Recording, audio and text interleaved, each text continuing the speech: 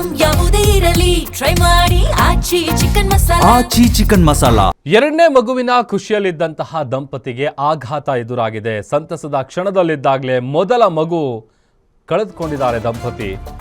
ಗರ್ಭಿಣಿ ಫೋಟೋಶೂಟ್ ವೇಳೆ ಮೊದಲ ಮಗು ಸಾವನ್ನಪ್ಪಿದೆ. ನಿಜಕ್ಕೂ ಬಹಳ ಬೇಸರದ ಸುದ್ದಿ ಇದು. 3 ವರ್ಷದ ಲಕ್ಷ್ಮೀರ್ ಮೃತಪಟ್ಟಂತ ಮಗು.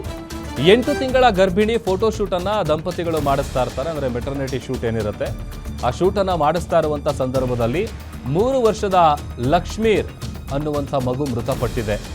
ಈ ವೇಳೆ ಮೊದಲ ಮಗನ ಮೇಲೆ ಗಮನ ಕೊಟ್ಟಿಲ್ಲ ಪೋಷಕರು ಅನ್ನುವಂಥ ವಿಚಾರ ಗೊತ್ತಾಗ್ತಾ ಇದೆ. ಆಟ ಆಡ್ತಾ ಇದ್ದಂಥ ಸಂದರ್ಭದಲ್ಲಿ ಸ್ವಿಮ್ಮಿಂಗ್ ಪೂಲ್ ಏನಿದೆ, ಸ್ವಿಮ್ಮಿಂಗ್ ಪೂಲು, ಆ ಪೂಲ್ಗೆ ಬಿದ್ದು ಮಗು ಸಾವನ್ನಪ್ಪಿದೆ.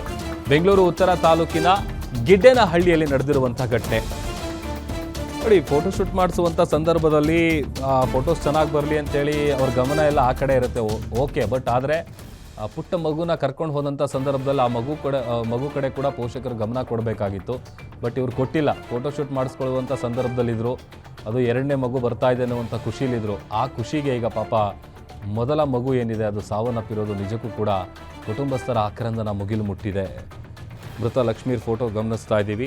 ಗಿಡ್ಡೇನಹಳ್ಳಿ ಏನಿದೆ, ಬೆಂಗಳೂರು ಉತ್ತರ ತಾಲೂಕಿನ ಗಿಡ್ಡೇನಹಳ್ಳಿಯಲ್ಲಿ ಈ ಒಂದು ಘಟನೆ ನಡೆದಿರೋದು. ಎರಡನೇ ಮಗುವಿನ ಖುಷಿಯಲ್ಲಿದ್ದಂಥ ದಂಪತಿಯ ಮೊದಲನೇ ಮಗು ನೀರಿಗೆ ಬಿದ್ದು ಪಾಪ ದಾರುಣವಾಗಿ ಮೃತಪಟ್ಟಿದೆ.